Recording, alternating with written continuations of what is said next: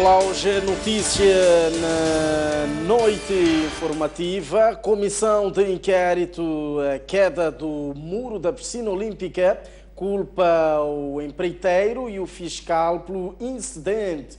O relatório de investigação foi divulgado hoje pelo Governo e ainda ordenou uma inspeção a todo o complexo desportivo do Zimpeto. A Comissão de inquérito também constatou que há uma série de anomalias que se verificaram desde o início da construção deste complexo, quer sejam através de quando é que o fiscal começou a intervir na obra, como esta era uma obra-chave na mão, também os projetos, anteprojetos e projetos executivos que eram desenvolvidos por empreiteiros, muitos dos quais não passavam pela aprovação quer do fiscal, quer do dono da obra. Pode também constatar, ao procurar todo o material que existe, quer da parte do dono da obra, quer do fiscal, quer do empreiteiro, constatou que houve uma mudança em relação ao que tinha sido projetado em relação a esta parede de que estamos a falar e aquilo que foi executado. O que estava projetado era uma parede que tinha vãos abertos para possibilitar a passagem do vento e também com varões embutidos para dar ainda mais consistência a esta parede e que depois ficaria amarrado a uma estrutura metálica que lhe desse a segurança necessária. Portanto, ainda haverá investigações que terão que ser aprofundadas para perceber o porquê de como é que estas regras de bem construir não foram cumpridas e também, ao se fazer a alteração, porque é que não houve atenção de fazer o cálculo estrutural que conferissem a segurança necessária a esta parede e assim poderiam-se evitar a tragédia ou o incidente que lá aconteceu. A Comissão também pôde constatar, ao fazer a inspeção e ver que há uma série de anomalias também no edifício, depois, buscando os elementos que existem desde a construção, também pôde constatar que já na altura da construção verificava-se fissuração da parede de que estamos a falar e mesmo agora a estrutura que ainda lá está aconselha a maiores cuidados porque não está em segurança, há muito fissuramento e também o Governo instruiu para se fazer uma inspeção mais generalizada também as obras adjacentes à piscina e, inclusive, aventa-se a hipótese de, se for necessário, fazer-se uma inspeção a todo o complexo. O Governo vai ainda responsabilizar o empreiteiro e o fiscal pelos danos ocorridos no complexo do Zimpeto, por considerar que houve negligência. As autoridades moçambicanas poderão também contratar uma equipa independente para aprofundar as causas do incidente. Também o Governo aventa a hipótese de ter que pedir uma comissão independente para aprofundar ainda mais as causas e, inclusive, se for necessário, vamos ter que fazer uma reavaliação do custo deste grande empreendimento. Há uma série de recomendações também que se seguem a esta comissão de inquérito, mas que passam necessariamente por nós responsabilizarmos os intervenientes na obra, principalmente o empreiteiro e o fiscal, porque constata-se que aqui houve negligência, e também entender como é que todo o processo foi executado desde a parte da contratação desta empreitada até a sua parte final, pois consta que não terá sido ou não terá havido uma entrega definitiva da obra. E também há vários equipamentos que estão lá que deveriam ter sido acompanhados na entrega pelos manuais de operação e manutenção, que não existe, e também deste trabalho da Comissão pode constatar que, inclusive, alguma garantia em relação aos materiais que foram lá aplicados, estamos a falar de elementos de aço, quais sejam parafusos, que deveriam ter uma garantia de corrosão de 15 anos, neste momento apresentam uma deterioração precoce. Então, ainda vamos proceder a um trabalho de profundidade para conseguirmos trazer outros elementos assim. O Presidente da República, Filipe Nyusi, quer toda a administração da Justiça empenhada no combate a todo tipo de crime. As declarações do chefe de Estado marcaram hoje a abertura do ano judicial sob o lema Prevenção e Combate ao Crime Organizado e Transnacional. É assim todos os anos.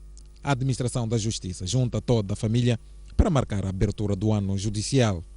E pela segunda vez, as cerimônias centrais foram dirigidas pelo Presidente da República, Filipe Nyusi. No seu discurso, o chefe de Estado denunciou a existência de sinais preocupantes da atuação do crime organizado. O nosso país já não é uma ilha quando se trata do crime organizado transnacional. Além de ponto de trânsito, existem indícios preocupantes da atuação e estabelecimento de algumas redes criminosas transnacionais no nosso solo pátrio. Perante estes sinais, o chefe de Estado defende a necessidade das instituições da justiça agirem de forma concertada para se anteciparem ao crime, sobretudo a lavagem de dinheiro, tráfico de drogas, armas e seres humanos. A área da justiça é chegada a hora de se envolver mais na procura de soluções e deixar de ser espectador. Na expectativa de que cada um dos atores assuma as suas responsabilidades na prevenção e no combate ao crime organizado transnacional. Numa altura em que alguns setores continuam a reclamar reformas na Polícia da Investigação Criminal, Filipe Nyusi diz ter chegado o momento de todos os intervenientes deixarem de lamúrias e contribuírem para esta necessidade. Aqui queríamos que fizessem parte da solução. É o Governo, é a Justiça e é a Assembleia. Esta lei passa por esses todos três. Então façam parte da solução e não de comentários, porque nós não queremos que a PIC seja o boi expiatório do mau desempenho no nosso país. O chefe de Estado reiterou o empenho do Governo no estabelecimento da paz, atualmente em causa, devido às confrontações entre as tropas governamentais e homens armados da Renamo no centro do país. A Procuradora-Geral da República criticou a indiferença social e de alguns setores da justiça no combate às novas manifestações de criminalidade. No seu discurso, por ocasião da abertura do ano judicial, Beatriz Buchil mostrou-se preocupada com os casos de corrupção no aparelho do Estado, incluindo a nível dos tribunais. Simples e direta, Beatriz Buchil foi incisiva ao dividir as responsabilidades por todos os setores em relação ao crescimento da onda de criminalidade no país. O que mais preocupa a Procuradora é que o crime ocorre perante o olhar passivo de quem tende travá-lo.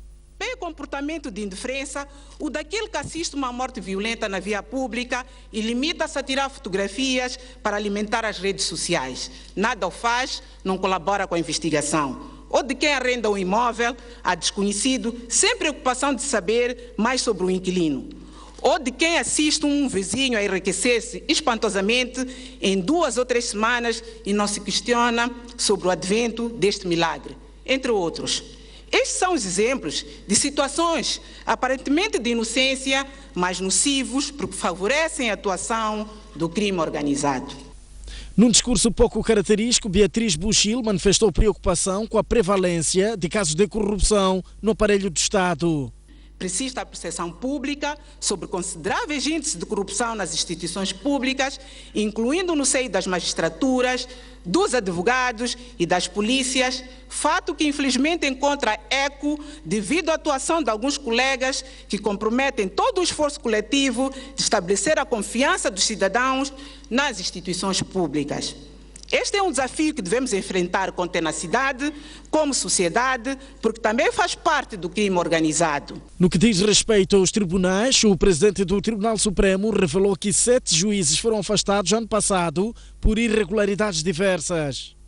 A instauração e apreciação de processos disciplinares que resultaram na aplicação de várias medidas, sendo as de maior peso as de demissão de 3 juízes e de aposentação compulsiva do 4º juiz e ainda a expulsão do aparelho do Estado de 9 oficiais da Justiça. A ação disciplinadora e de exigência de ética pelo Conselho Superior da Magistratura Judicial tem em vista garantir que a justiça seja servida por juízes e oficiais de justiça íntegros, isentos, com o sentido de responsabilidade e, acima de tudo, competentes. Na sua intervenção, Adelino Muxanga anunciou melhorias significativas em 2015 no desempenho das metas estabelecidas na administração da Justiça.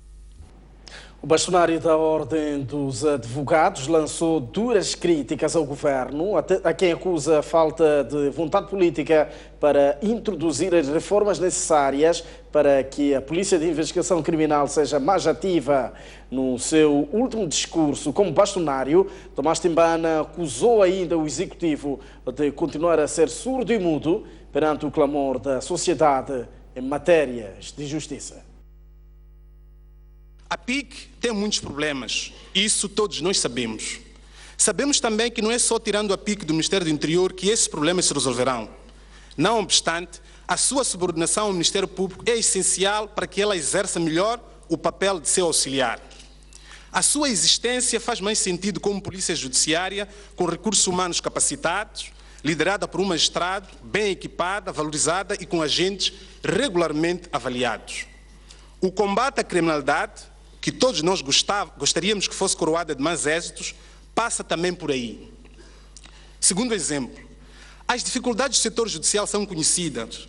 Ano após ano, os lamentos são aqui sublinhados, mas o compromisso do governo parece ainda insuficiente para atacar os inúmeros problemas que ele atravessa, desde a corrupção, cujo combate deve ser muito mais do que palavras, a deficiente formação dos profissionais da justiça, até o sistema de cálculo das custas judiciais que, como temos referido, é inconstitucional e injusto. Ora bem, e para olharmos para estes discursos que marcaram a abertura do ano judicial, noite informativa recebe a esta altura o jurista Dias Pereira, não só para olharmos para este discurso, mas para fazermos uma ponte entre o ano judicial anterior e os desafios para este ano. Muito boa noite, bem-vindo ao nosso espaço, Dias Pereira. Como é que olha para esta cerimónia de abertura, aliás, aqui com discursos fortes, não só parte do Presidente da República, mas também parte da Procuradora-Geral, para não falar deste último que acabamos de acompanhar, do bastonário da Ordem dos Advogados. Boa noite, obrigado pelo convite. Eu vi os discursos com bastante atenção, mas é preciso não esquecer que esta cerimónia é sobretudo uma cerimónia protocolar.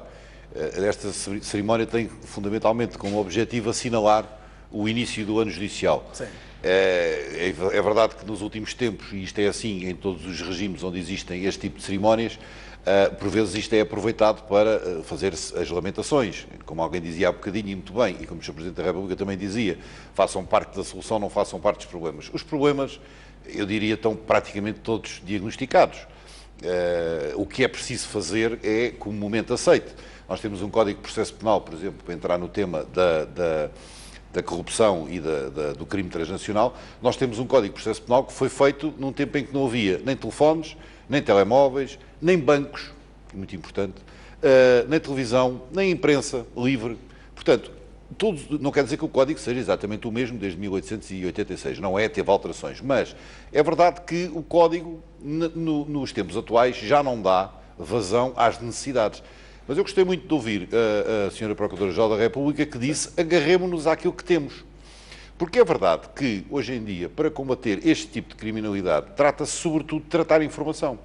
É tratando informação que se combate esta criminalidade. Esta criminalidade não se combate com espias, com pessoas a escutar na rua, não é assim. É tratar informação, é cruzar informação, é ver patrimónios, é ver aquilo que se dizia ali na peça do vizinho do lado que de repente não sei o quê, ficou rico. Portanto, há aqui uma possibilidade de se cruzar informação, e do cruzamento da informação é possível muitas vezes encontrar-se pelo menos situações que devem ser explicadas. Se são crime ou não, isso a seguir vê-se, mas pelo menos situações que devem ser explicadas. E eu gostei muito de ver a atitude positiva da Sra. Procuradora-Geral da República, precisamente quando dizia isso.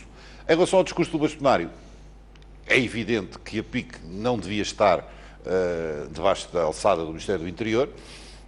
Parece que isto é uma coisa comumente aceite, mas que a verdade é que não se mudou ainda. Vá-se lá saber porquê, também nunca ninguém explicou porquê.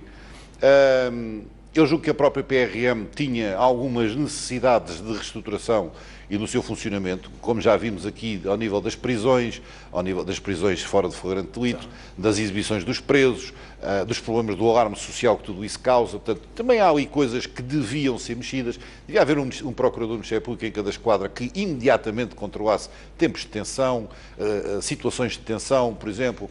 Agora, como eu digo, os problemas estão todos diagnosticados, porque o que nós não temos é meios, ou o que nós precisamos é de meios. E meios materiais ou humanos? Ambos. Okay. Eu diria que faltam ambos. Eu diria que faltam meios materiais para termos mais tribunais e melhores tribunais, para termos mais meios de investigação, sistemas informáticos que funcionem. Por exemplo, um sistema informático que controlasse o tempo de detenção dos presos e que abrisse um alerta e dissesse: este senhor atingiu o tempo de prisão, portanto, daqui a uma semana soltem-no.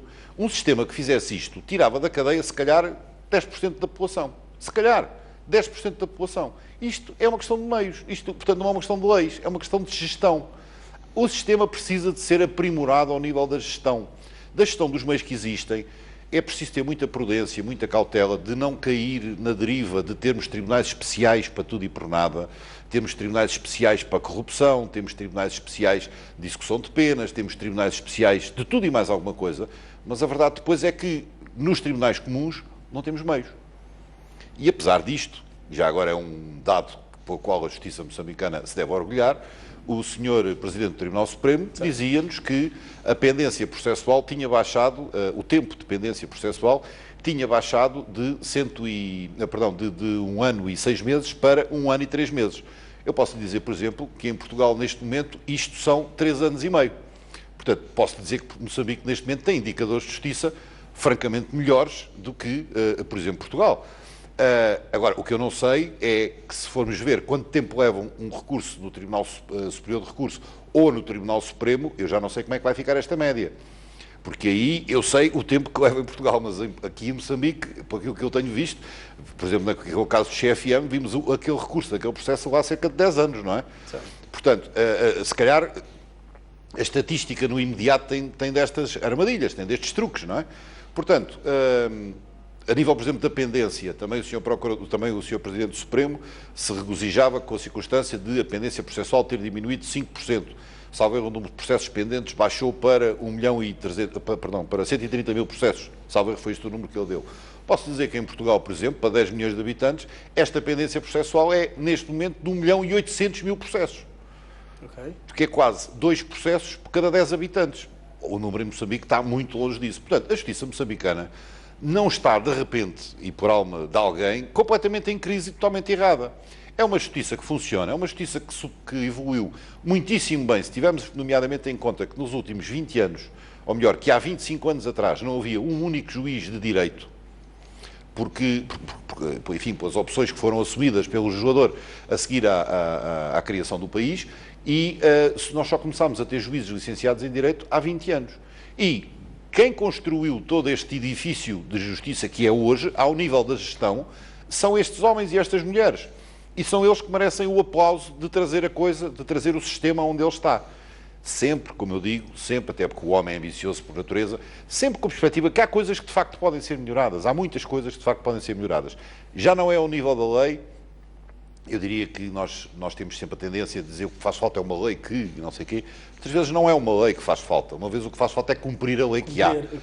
E isso é uma coisa que em Moçambique é muito problemática. Aliás, o país é rico em leis, mas pois é. Pobre no cumprimento. As leis são geralmente muito boas, mas o moçambicano acha que quando não concorda com a lei, isto tal, não se cumpre.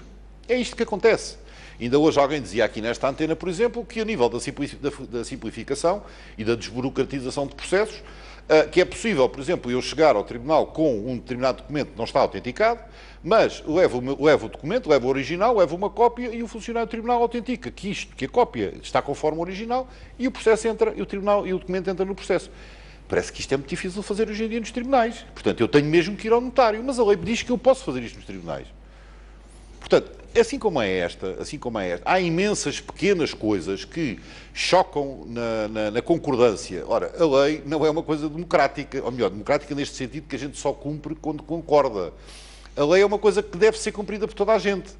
Seja Estado, e Estado aqui se calhar tem muitas culpas, seja Estado, seja particulares. Todos devem obediência à lei.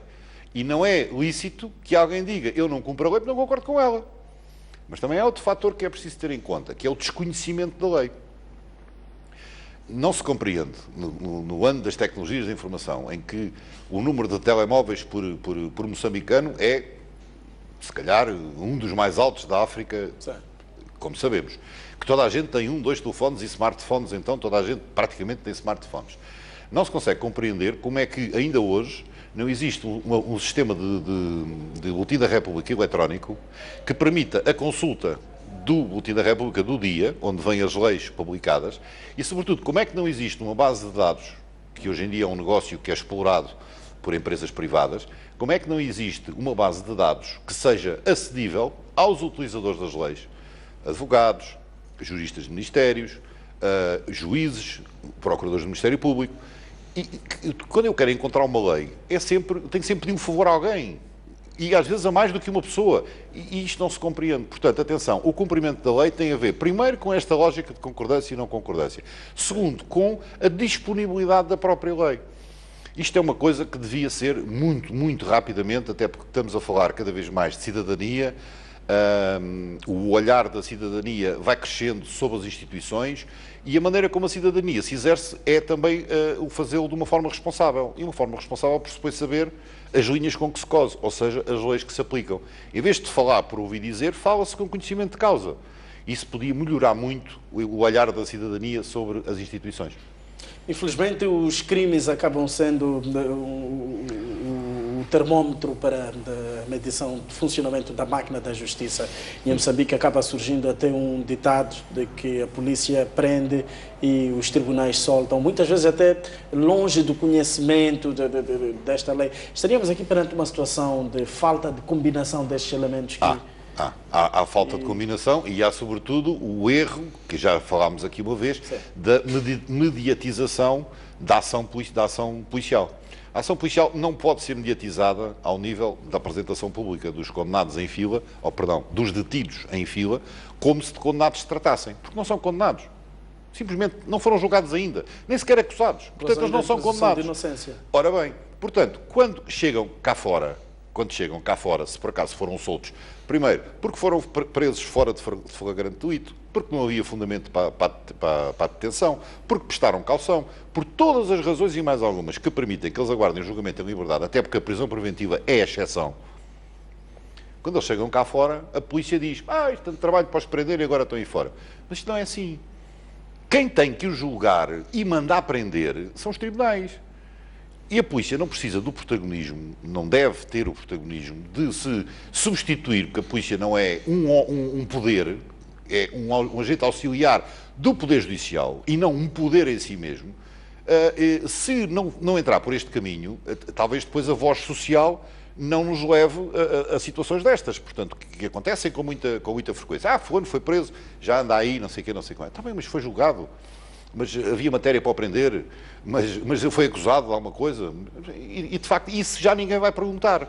Portanto, isto é mau e é uma coisa que, de facto, como você diz muito bem, causa grandes problemas e sobretudo, causa imenso alarme social. Causará até mais alarme social. Eu percebo a ordem de prioridades que foi hoje unanimemente alinhada nesta cerimónia, que é o crime transnacional e o crime de branqueamento de capitais. Eu percebo, portanto, que isto seja referido como prioridade, mas isto é um tipo de criminalidade que causa menos alarme social. Se calhar a corrupção causa mais alarme social. Pensamos em combater os chamados crimes inteligentes, crimes transnacionais, crimes de branqueamento de capitais, enquanto não conseguimos resolver os mais básicos crimes que... Exatamente. E depois, como a senhora Procuradora dizia, há uma certa insensibilidade em relação a esses crimes. Há quase que um estado de admiração em relação a quem os pratica, não sei, mas em relação a quem os consegue, há quase um estado de admiração, porque de facto são crimes inteligentes, como você dizia muito bem, e de difícil detecção e de difícil julgamento e condenação. Como a senhora Procuradora dizia muito bem, ver alguém baleado no chão e tirar fotografias para pôr nas redes sociais é o tipo de alarme social de que estamos habituados a ouvir falar. Mas não há mais que isto. Não há consciência, por exemplo, a nível da corrupção, nós sabemos, e isto é uma coisa que vai começando a incomodar-nos. A parte do crime transnacional, do crime de colarinho, chamado crime de colarinho branco, tudo isso, são coisas que, eu diria, nem sequer estão ao alcance da generalidade das pessoas. Conceber isso, nem sequer está ao alcance da generalidade das pessoas. Portanto, tem impacto, obviamente, tem importância e deve estar na lista das prioridades, mas se calhar não é aquela que vai dar mais noites descansadas aos moçambicanos. Perseguir o indivíduo que mata alguém, perseguir o violador sexual, perseguir a quadrilha de ladrões que está a assaltar residências de uma determinada região, perseguir a rede de raptores, isto de facto sim traduz-se naquilo que o Sr. Presidente da República dizia muito bem, na criação de um clima de paz social para todos os moçambicanos e para todos os cidadãos estrangeiros. Como o Sr. Presidente da República disse muito bem, é isto que contribui para isso. Dr. Dias Pereira, o ano passado, o ano 2015, foi dominado por muitas mortes, legados criminosos, mortes estas protagonizadas pela polícia. A polícia alegar que abateu os indivíduos numa operação e tudo mais. E assistimos episódios em que temos mais armas nas mãos da polícia, temos a polícia com a arma como um único recurso de repreensão. Que melhorias devem ser feitas no sentido de evitarmos episódios para este ano judicial que acaba de arrancar? Pois, mais uma vez, é uma questão de gestão do sistema. Sim. Precisamos de bons chefes de esquadra, bons profissionais chefes de esquadra, que saibam dizer às suas equipas os limites que têm. Precisamos de uma fiscalização imediata em cima da atuação deles, que pode ser feita pelo Ministério Público através de um procurador em cada esquadra, por exemplo. Precisamos de melhor compreensão da função da polícia. A polícia, se calhar se formos perguntar a alguém, isto não se passa na PIC, por exemplo, mas passa-se a nível da PRM, se formos perguntar a alguém da PRM se alguém acha que de facto quem tem o poder de prender alguém, e prender aqui, fazendo até a confusão do detido ou do preso preventivo com o condenado, aquele que é preso no cumprimento de uma pena, não é? Mas esse alguém é capaz de nos dizer que quem tem o poder de fazer isto é a PRM, e não é. Portanto, haverá aqui uma falta de consciencialização. Mais uma vez, é uma questão de gestão de meios e gestão do sistema. Ok. Mesmo para terminar, que melhorias devem ser implementadas na gestão do sistema judiciário? Olha, uma coisa que faz todo sentido, e que também ficou bem patente nesta cerimónia, é que toda a gente acha que a culpa é dos outros. Sim. O Supremo diz que tudo o que a rede dos tribunais faz está bem, o Ministério Público diz a mesma coisa e o Sr. Bastonário diz a mesma coisa. Esta é a pior maneira que nós temos de encarar os problemas. Os problemas são globais e os problemas passam por todos os atores do sistema judiciário, pode passar pelas leis, mas também passa por todos os atores do sistema judiciário. Fazia sentido, é uma coisa que se veio falando e que, por acaso, não há nenhum país de língua oficial portuguesa que tenha este tipo de solução, mas fazia sentido a criação de um Conselho Nacional de Justiça que agrupasse juízes, procuradores do Ministério Público e advogados, que são, no fundo, os três atores principais do sistema de justiça. E que os três juntos, não é que vão fazer leis, não vão fazer leis, mas vão encontrar pequenas soluções, lá está, as tais soluções de gestão de que o sistema precisa, que podem trazer pequenas melhorias aqui e ali, que todas juntas podem se traduzir numa coisa, pronto, num sistema ainda mais harmonioso. Continuo a dizer, o sistema que nós temos é um bom sistema, é um sistema com boas métricas, com boas métricas, sobretudo quando pensamos em primeira instância, e, portanto, não é preciso fazer uma revolução ao nível da legislação, não é preciso, por exemplo, revolucionar completamente o processo civil, infelizmente o processo penal, pela antiguidade que tem que ser mexido, mas não é preciso fazer uma revolução completa no processo de trabalho, basta fazer uma revisão daquele diploma, com alguma modernização daquele diploma. Portanto, nós não precisamos de revoluções, nós precisamos de evoluções, pequenos passos, sobretudo, ao nível da gestão de todo este sistema. Esta é a minha opinião. Tá. Muito obrigado pela sua presença nos nossos estúdios. Estávamos aqui em conversa com o Dr. Dias Pereira, jurista, mesmo em volta da abertura tanto do ano judicial, ora uma cerimónia que decorreu hoje. Vamos continuar a olhar para outras notícias. A Renamo reafirma que a governação nas 6 províncias onde obteve maioria de votos nas últimas eleições é irreversível. Num comunicado enviado à nossa redação, o partido de Afonso Dhlakama diz que pretende que o processo seja de forma pacífica, em respeito aos apelos populares.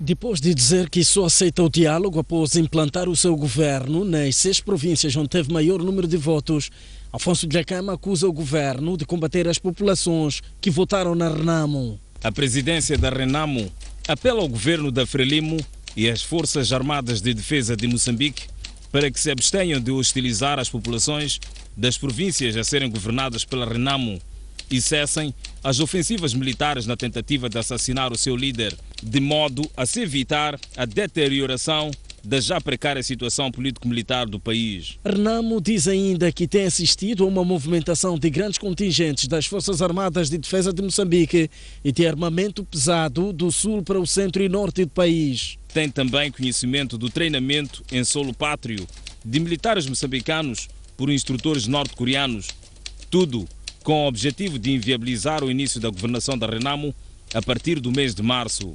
O partido de Afonso Dhlakama fala ainda de assassinatos e perseguições, principalmente nas províncias de Tete e Manica. Noite informativa sai a esta altura para uma curta pausa. Volta dentro de instantes com o melhor de informação. Até já.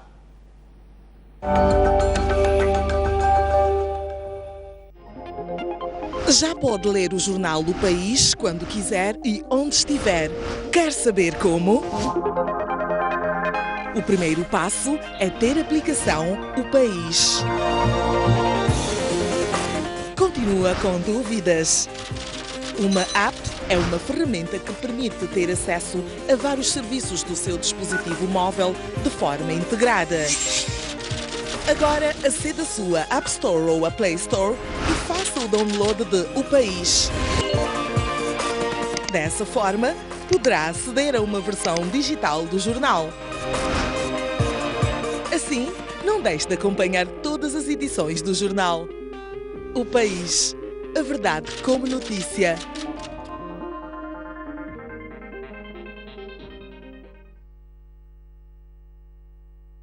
Uma criança e um jovem desapareceram nas águas da Praia do Inos, aqui na cidade de Pemba.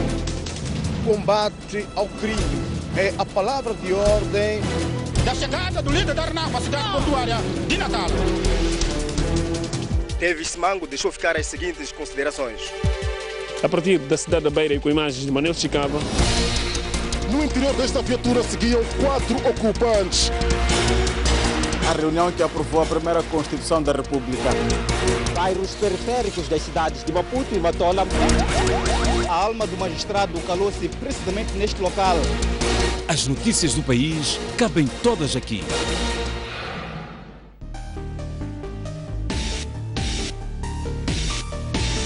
Senhor Abel, falamos a partir de Nampula, boa noite. Propostas concretas. Ninguém quer realmente a guerra. Onde a política sempre há conflito. É preciso debater para o bem do próprio país. Como resolver isto? Porque é um problema que nós todos estamos a passar. Mantermos a paz neste país.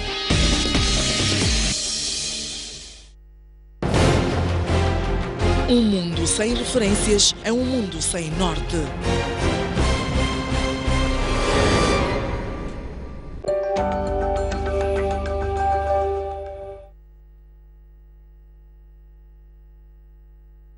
E continuamos a olhar para a atualidade nacional.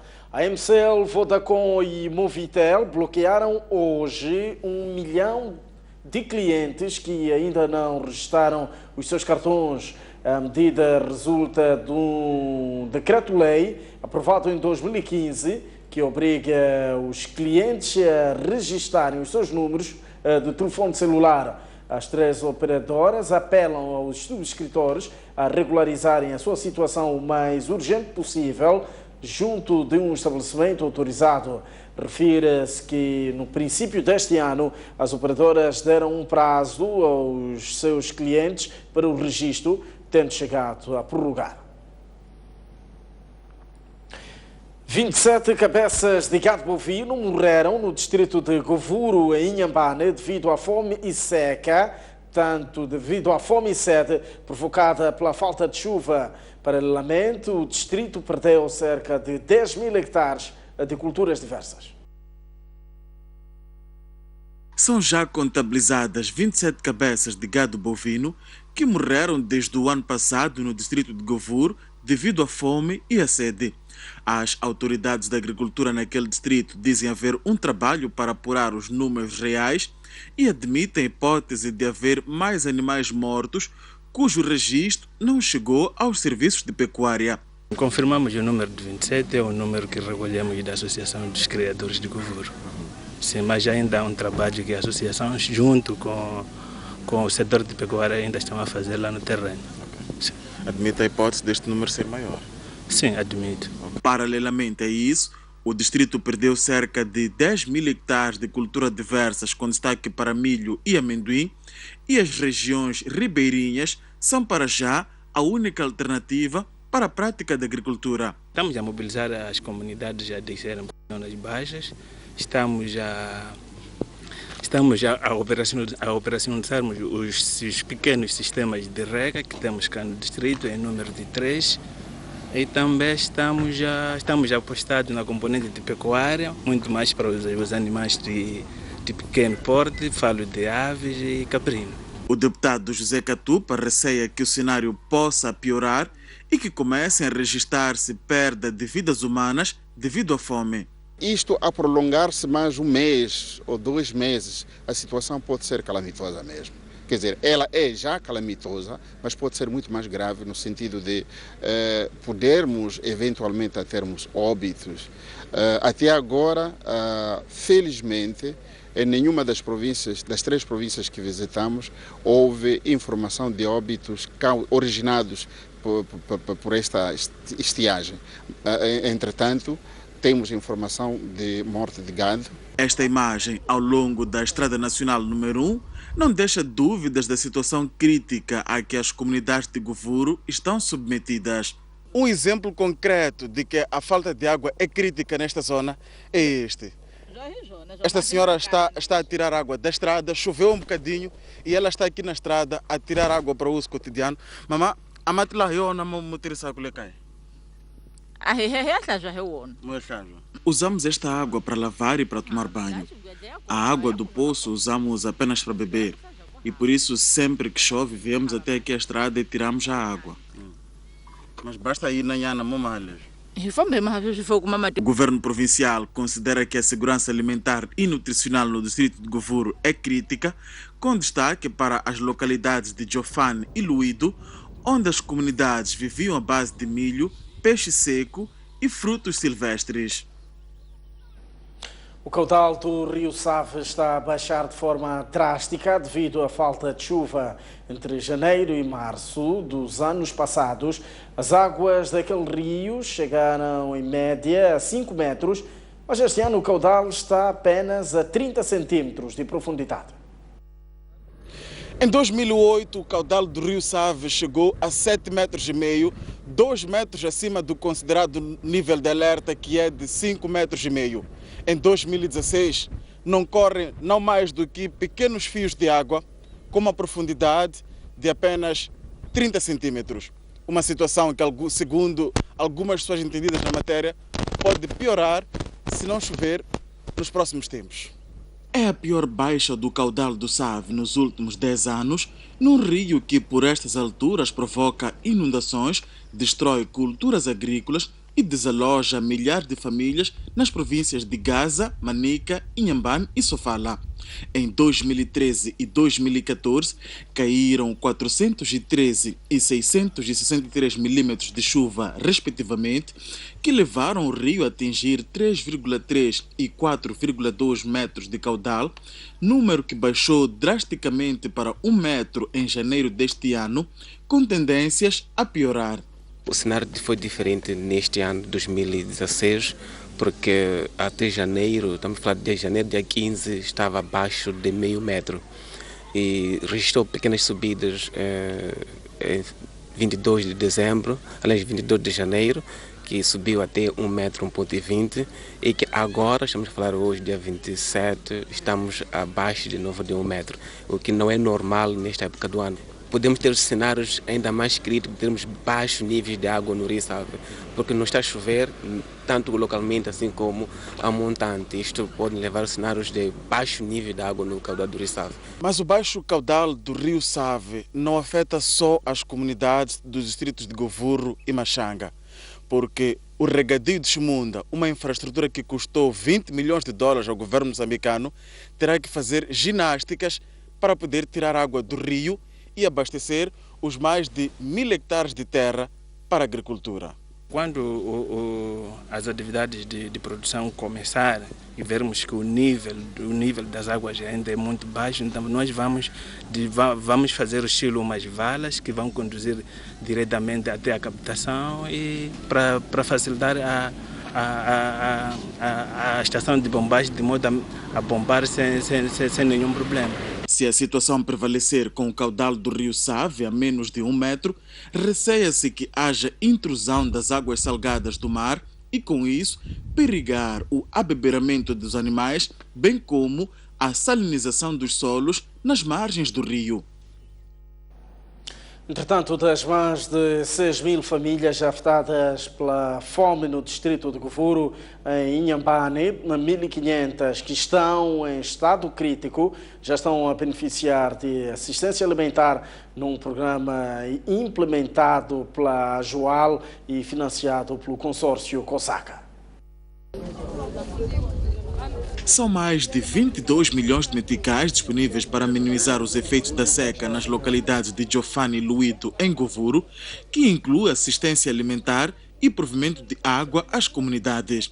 Segundo José Mucote, da Joago, para já o programa está a assistir cerca de 1.500 famílias que estão em estado crítico e que já não têm alternativas para conseguir alimentos.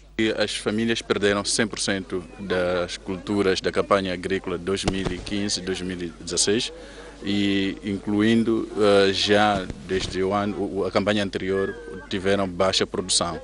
No entanto, há muitas famílias precisando de ajuda alimentar, com carência alimentar, também e com carência de água para o consumo humano e para o beberamento dos animais. Estão ainda em curso a construção de 17 fontes de água para o consumo humano e outros 4 para o abeberamento do gado e a mobilização de recursos para dar mais água às comunidades de todo o distrito. Há algumas necessidades em algumas zonas que seria para a construção de novas fontes que não vão ser cobertas, incluindo algumas escolas que precisam de sistemas de abastecimento de água ou furos para abastecimento de água que ainda não têm. Estamos a trabalhar ainda com outros parceiros para ver se conseguimos recursos para cobrir as necessidades de água para as populações e também atender outras necessidades específicas que são originadas devido à seca. No ano passado, mais de 300 crianças abandonaram a escola devido à fome e para este ano, mais de 8.000 alunos de 27 escolas de Govuro vão beneficiar de lanche escolar, de forma a evitar que estas não abandonem a sala de aula. Neste ano, junto do setor da educação, fez um trabalho de levar aquelas crianças que desistiram para reintegrar nas escolas. Mas no ano passado sim desistiram, um número de 370 e acima disto 374 alunos que desistiram no ano passado, isto aliado à falta de alimentos. Mas este ano ainda não temos desistência, uma vez estamos na fase inicial e eu acredito que talvez podemos não ter muitos casos porque estamos agora a termos pequenas assistências nas comunidades mais críticas como forma de garantir que essas crianças não desistam ou tenham um pouco de alimento para conseguir a criança chegar até a escola. Refira-se que no distrito de Govuro, a falta da chuva forçou a que o consórcio COSACA não introduzisse a distribuição de insumos agrícolas nas comunidades, mesmo para evitar a perda de sementes. Mais de 220.000 famílias estão afetadas pela seca na região centro e sul do país. O governo apoiou as vítimas em produtos alimentares Entretanto, perto de 20 mil famílias ainda precisam de assistência. Enquanto isso, no norte do país, as enxurradas afetam mais de 30 mil famílias. Seca. Existem atualmente 222.857 pessoas afetadas, das quais 202.957 já foram assistidas, ficando ainda por serem assistidas 19.900 pessoas. Em relação às chuvas, notou-se que existem 31.282 pessoas afetadas, 6.378 famílias, 4.937 casas destruídas, 109 escolas afetadas, 3.013 salas de aula também destruídas. Para mitigar os efeitos dessas calamidades, foram distribuídos 8 toneladas de farinha, 1,6 toneladas de feijão, 640 litros de óleo, 640 kg de açúcar, 1.280 latas de conservas. Também foi realizada uma mesa redonda em Maputo, na província de Maputo, com o empresariado para a angariação de apoio para as vítimas. As intensas chuvas que continuam a se fazer sentir na cidade da Beira já começaram a criar vítimas humanas. Pelo menos uma pessoa, uma criança, morreu afogada na manhã desta segunda-feira no bairro do Vaz, quando, na companhia de outros menores, estava a brincar num local habitual, mas que estava inundado, e a menor caiu numa vala. A vítima, de acordo com o pai, escorregou e caiu numa vala com cerca de 7 metros de profundidade, aberta por uma empresa que opera naquela área para evacuar águas residuais. O menor, que em vida respondia pelo nome de Manuel Cangela, de 3 anos de idade, caiu na referida vala cerca das 11 horas e só viria a ser resgatada cerca de 7 horas depois e já sem vida. A criança chegou aqui com a companhia de seus colegas. Dado o costume, como é um lugar que às vezes crianças brincam assim, então eles entenderam vir e continuar a fazer as brincadeiras que têm feito aqui. Só que o que aconteceu é porque o local onde eles brincam há um poço fundado a mais de 7 metros de profundidade. Então as crianças não tomaram conta que isso estava muito fundado devido à água que estava em cima. Acabou por escorregando, caindo lá dentro. Os colegas vieram informar a família de que o nosso colega ficou lá. Então viemos aqui, apanhamos a verdade, a criança está lá. Foram 7 pessoas para lá dentro para procurar, não conseguiram localizar. Então a 8ª pessoa é quando que metemos a corda na zanca dele, entrou embaixo, procurou e conseguiu e tirou fora. Enquanto procedíamos ao fecho desta nota de reportagem, o corpo do menor era removido para o morgue do Hospital Central da Beira. Incidentes de género poderão voltar a ocorrer se os encarregados de educação não forem atenciosos, pois imagens como estas são frequentes em diversos bairros da cidade da Beira onde há inundações, daí que fica o alerta para os pais serem mais atenciosos. Importa referir que continua a chover na cidade da Beira, mas de forma branda, e vários bairros continuam ainda inundados. Informações de última hora indicam que outras 2 crianças morreram na noite desta segunda-feira, portanto de ontem, no bairro da Manga, na cidade da Beira, na sequência também da queda, ou melhor, na sequência da queda de um muro de vedação de uma empresa que se deu perante a pressão das águas. O governo provincial já mandou embargar as obras e a empresa será responsabilizada. Mais desenvolvimento sobre este assunto nos próximos blocos informativos da STV. Moçambique e Rússia vão cooperar em matérias militares a partir deste ano. Em sessão de Conselho de Ministros, o Governo aprovou o regulamento que ratifica o acordo assinado em dezembro de 2015 pelos 2 países. O Conselho de Ministros aprovou também a resolução que ratifica o acordo de cooperação técnico-militar entre o Governo de Moçambique e o Governo da Federação Russa, assinado a 22 de dezembro de 2015. O Conselho de Ministros também apreciou a informação sobre a visita a Moçambique de Sua Excelência, o Presidente da República Socialista de Timor-Leste, Sua Excelência Trog Tan Sang, que vem a Moçambique de 11 a 13 de março. Esta visita tem por objetivo o reforço das relações de amizade e solidariedade entre os dois países e também passará em revista alguns aspectos da cooperação em várias áreas entre Moçambique e Vietnã. A Zona Econômica Especial de Mocuba, na província da Zambésia, precisa de 150 milhões de meticais para a construção de um sistema de abastecimento de água potável. Mocuba é desde 2014 zona econômica especial com grandes problemas no abastecimento de água potável em consequência da obsolência do único sistema existente.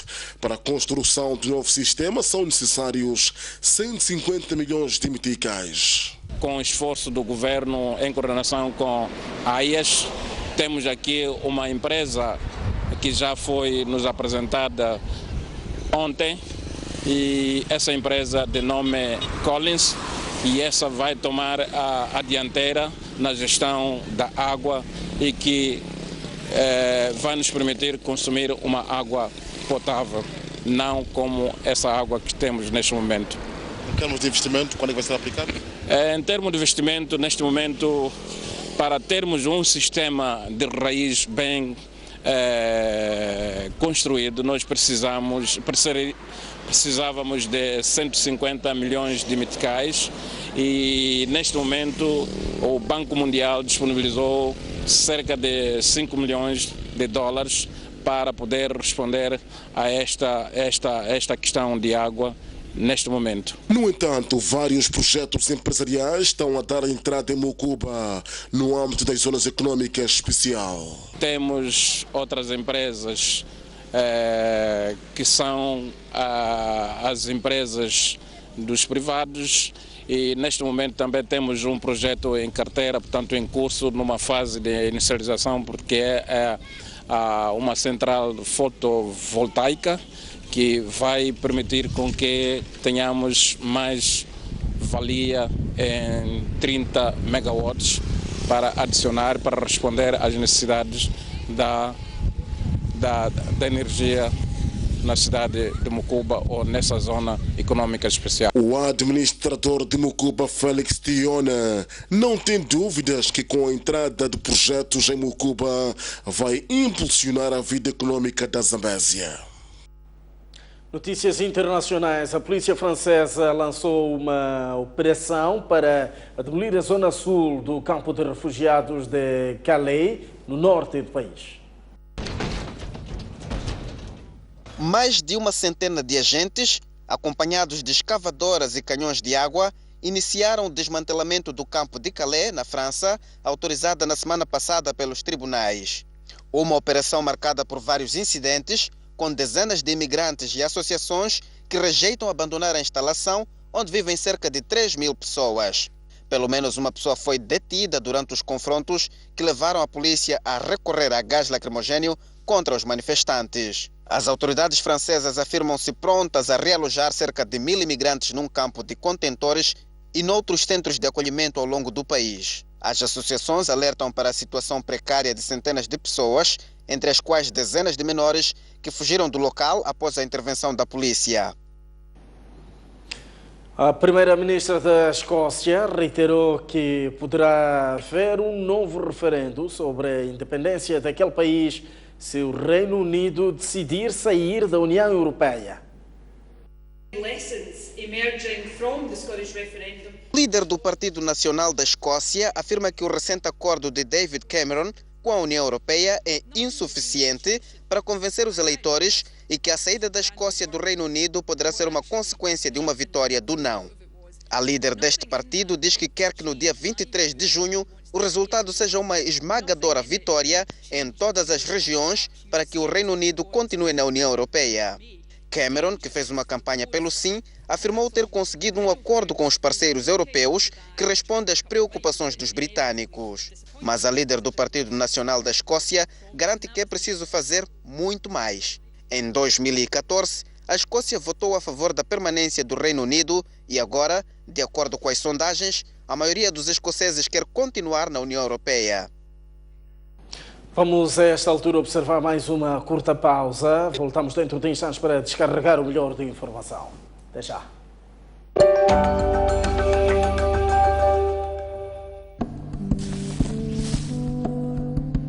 Reduzem os níveis de precipitação e aumenta a vulnerabilidade das populações.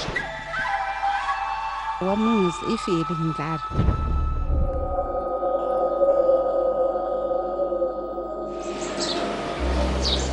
São pessoas que abandonam as suas zonas de origem para poder ficar aqui. O cheiro é muito forte e não há conforto possível que se diga aqui. É aqui onde confinam-se todos para consumir uma variedade de estupefacientes. Eles já estão a lançar garrafas de vidro. Vamos tentar ficar de outra faixa. Vamos entrar junto com estas pessoas que vão até a cidade de Maputo.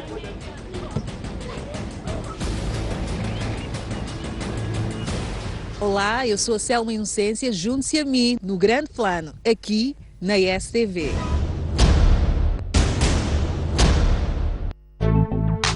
Seja muito bem-vindo ao Vida Plena.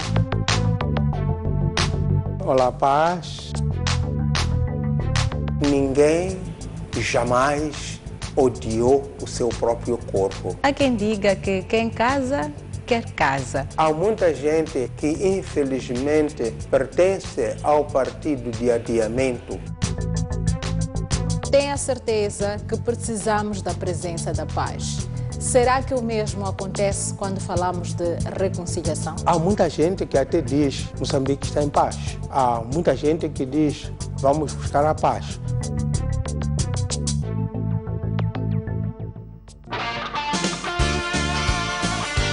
Conversas Soltas, um espaço de entrevista dedicado a diversos temas da nossa sociedade, com figuras de destaque. Neste espaço, a conversa é informal. Afinal, o que é um artista?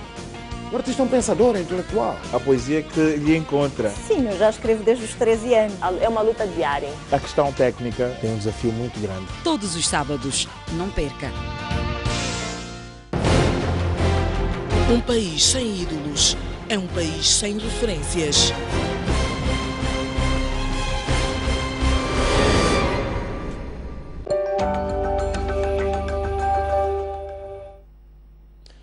Uma vez mais, muito boa noite. Estamos de volta à noite informativa, edição de terça-feira, e continuamos a olhar o mundo. O novo presidente da FIFA celebrou o seu primeiro dia na presidência do organismo com um jogo de futebol entre funcionários do futebol e antigas estrelas da modalidade. Gianni Infantino celebrou o primeiro dia de trabalho na presidência da FIFA com um jogo amigável aberto a funcionários da organização e antigas estrelas do futebol. Entre os presentes destaca-se o português Luís Figo, que saudou a eleição de Infantino como a grande mudança que a FIFA necessita. Estiveram também no jogo Deco, Fábio Cannavaro, André Shevchenko, Carlos Puyol e Fábio Capello. Além de informar que o processo de seleção para o Mundial de 2026 vai começar no prazo de 2 meses, Infantino referiu que as prioridades para o seu mandato passam por mostrar que a FIFA se abriu, que é transparente e que não há que ter medo do que está pela frente. O suíço chegou à presidência numa altura em que o organismo que gera o futebol mundial está envolvido num escândalo de corrupção que levou à queda de Joseph Blatter, o homem forte que dirigiu a FIFA nos últimos 18 anos. Continuamos com o desporto e desta feita, nível local, Apelo Xavier, selecionador nacional de futebol, divulgou ontem a lista dos 28 jogadores que hoje iniciaram os trabalhos de preparação para o jogo diante do Zimbábue. Na mesma ocasião, foram apresentados os restantes membros da equipa técnica dos Mambas. Com 2 jogos pela frente diante do Ghana para a qualificação ao CAN 2017, os Mambas procuram rodagem e este domingo defrontam o Zimbábue em partida de caráter amigável. Num processo de comunicação... Para o efeito, Abel Xavier, selecionador nacional, convocou 28 jogadores para esse embate que terá lugar no Estádio Nacional do Zimpeto. Eis a lista dos convocados: guarda-redes, Suarito, Germano, Wilson e Guirugo. Defesas: Sidique, Elísio, Chico II, Jeitoso, Edmilson, Edson, Elias e Mucoapel. Médios: Loló, Jair, Lanito, Usama, Geraldo, Saci, Henrique, Parkin, Gildo e Cambala. Avançados: Diogo, Sonito, Isaac, Luís Maquissoni, Nelito e Josimar. O selecionador nacional pretende avaliar os jogadores, bem como incutir o espírito de união. Nós selecionamos 28 jogadores para este estágio. Obviamente, em termos de qualidade e quantidade, vai-nos dar abertura para analisar os jogadores no contexto, obviamente, de pré-época, alguns, outros num contexto mais competitivo face às taças africanas, os seus objetivos nos seus próprios clubes. E, obviamente, aquilo que é o mais importante é que estes jogadores vão entrar num espaço de seleção nacional, num espaço de privilegiados, onde nós vamos tentar incutir uma forma de trabalhar muito específica e que, obviamente, vai nos dar também a conhecer mutuamente quais são as linhas para o futuro em termos competitivos. Xavier diz que inicia cedo os trabalhos da seleção devido ao calendário apertado que alguns jogadores terão, tendo em conta os jogos das Afrotaças e o início do Campeonato Nacional, e espera a colaboração dos clubes. Os clubes devem sentir que a seleção, neste caso, não tem muito tempo para trabalhar e todo o tempo é muito importante para a evolução não só dos ritmos competitivos, que no final de contas os próprios jogadores também e os próprios clubes irão rentabilizar e irão ganhar mais à frente. E, portanto, é neste clima de bom senso que nós queremos renegociar com os clubes, mas acreditamos que, obviamente, essa questão vai imperar e que os jogadores estejam presentes e assim, obviamente, começamos o nosso trabalho com qualidade, com aquela qualidade que nós pensamos que iremos apresentar. Nesta conferência de imprensa foram apresentados membros da equipa técnica, que passa a contar com Luís Gonçalves e Alcides Chambal como adjuntos de Abel Xavier e Manuel Valoy como treinador de guarda-redes. Retomamos uma das matérias que faz força esta edição de Noite Informativa. A Comissão de Inquérito, a queda do muro da piscina olímpica, culpa o empreiteiro